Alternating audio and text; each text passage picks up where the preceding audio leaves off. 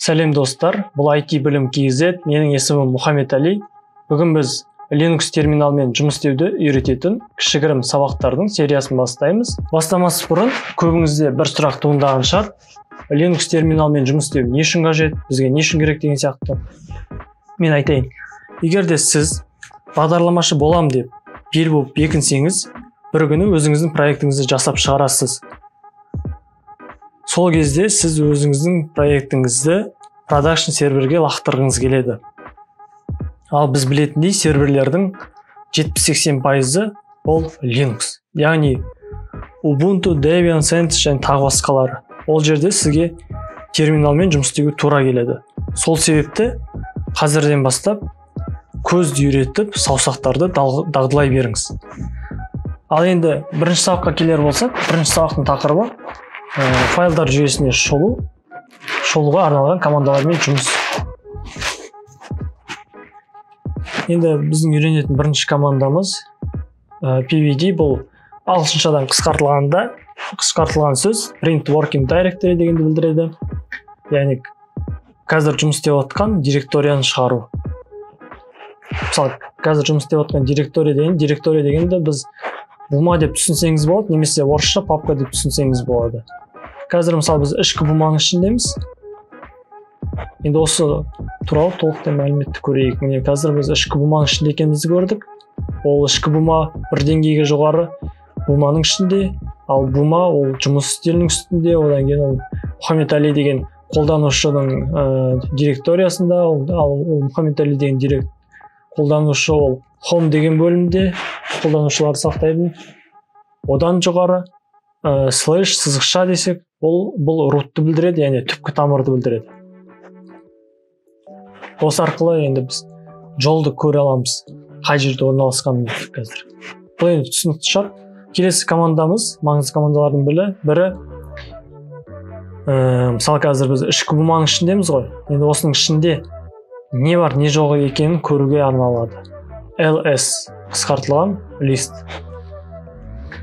тізім дегенді білдіреді. Ол команда арқылы қазір мысалы ішкі буманың ішінде қандай бума немесе файл бар екен көре аламыз. Міне мысалы мәтін txt мәтін бар екен. Мына жақта да көрсе болады. Мысалы қазір осы мәтін бар екен, осы терминалда шығарды. Бірақ бұл толықтай шығармайды, өйткені мәтіннен бөлек жасырын бума, жасырын файлдар болуы мүмкін. Ол үшін мысалы ls-ке қосымша -a деген аргумент қосамыз. -a дегенде a бұл жерде all дегенді білдіреді, яғни барлығы дегенді білдіреді, яғни барлығының тізімі.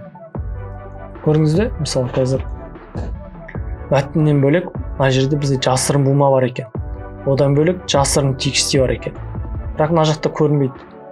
Екен барлығы жасырылған. Көрдіңіздер? Осы аргумент беру арқылы жаңа мүмкіндіктер тудыра аламыз. Келесі аргумент ls-ке ол -l дегенді білдіреді. Ол l деген long дегенді білдіреді. Бұл арқылы біз толық мәлімет ала аламыз ішіндегі зат туралы. Мысалы мәтін туралы толық мәлімет, ол қай уақытта жасалғаны, қандай юзер жасағаны, яғни қолданушы құқығы. Бірақ бұл жерде тағы да көріп тұрғандарымызда жалғыз мәтін туралы. Ал егер барлығын көргіміз келсе, екі аргументті біріктіре аламыз. -la деп немесе -a деп.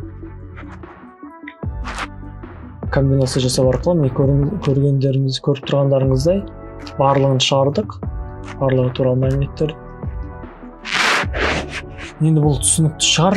Келесі маңызды команданың бірі ол cd. cd деген ол change directory, яғни директорияны ауыстыру. Бұл команда арқылы біз ары-бері команда бумалардың арасында қыдыра аламыз. Оған мысалы екі нүкте беру арқылы, қос нүкте беру арқылы мысалы ішкі бума өзінің орналасқан сыртқы бумасына өте аламыз.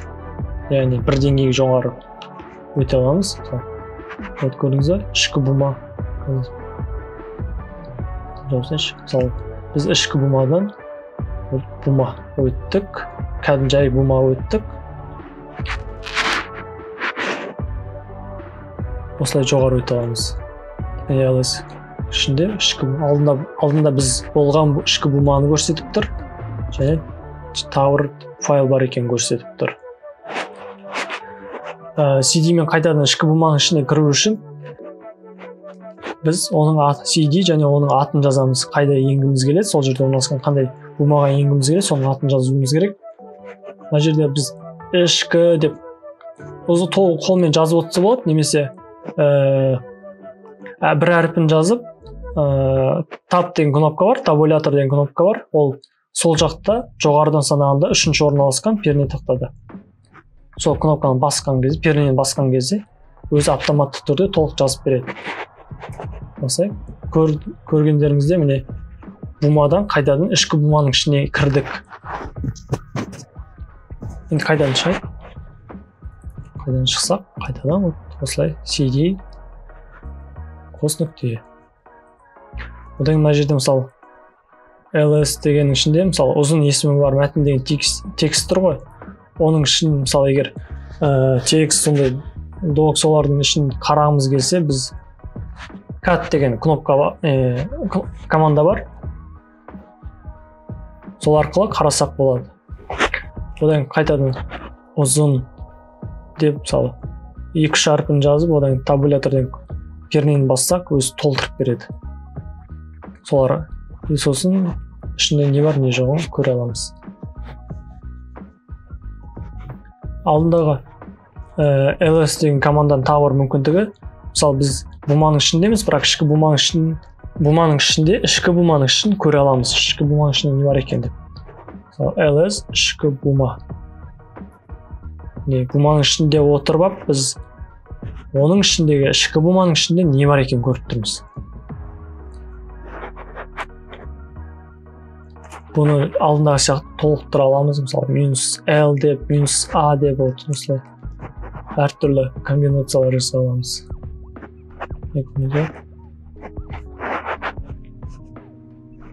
Енді қазір мына жер былай толып кетті. Енді тазалау үшін мысалы қазір қаншама команда бар. Осыларды кішкене тазалау үшін осы терминалда clear деген кнопка бар, тазалау деген. Осылай былай басып шығарсақ тазалау.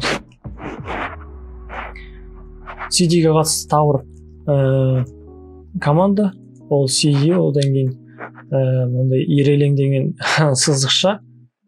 Бұл арқылы біз үй директориясына өтеміз. Мысалы көріңіздер, бірден үй директориясына өттік, үй папкасына өттік, үй бумасына өттік. Одан қайтадан неге барғымыз келсе, қайтадан алдында орналасқан бумаға барғымыз келсе, жұмысқа жұмыс үстелі, одан кейін бума. Қайтадан үй папкасына өту үшін бұлай емес, басқаша өтсе болады. Ол мынандай. Мысалы, қос нүкте алдында айтқандай өзінен жоғары бір деңгейге өтуге арналған кнопка ғой. Егер екі деңгейге өту үшін бізге былай істесек болады. Былай слэш, одан кейін тағы бір екі нүкте. Яғни біз мына бумадан, қазір орналасқан бумамыздан өтіп жұмыс үстелге өтеміз. Ол жұмыс үстелі қазір былай түсінікті істесе болады қазір. Ішкі бумаға өтейікші. Мысалы қазір. Мысалы ішкі бумадан біз бір жоғары деңгейге өтіп бумаға өте аламыз. Одан кейін бумадан жұмыс үстеліне өте аламыз. Бірден.